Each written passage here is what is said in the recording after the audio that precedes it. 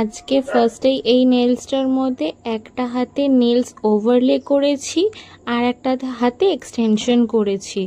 তো দেখতে পাচ্ছ নেলস একটু বড় ছিল, তো সে এই হাতে মানে নিজের নেলসগুলোর মধ্যেই করতে চেয়েছিল অরিজিনালের মধ্যে। তো এক হাতে ফেক লাগানো হয়ে গেছে, দেখো এটাতে ফেক রয়েছে। তো বোঝা যাচ্ছে হালকা হলো, আবার অনেকটা বোঝা যাচ্ছেও না।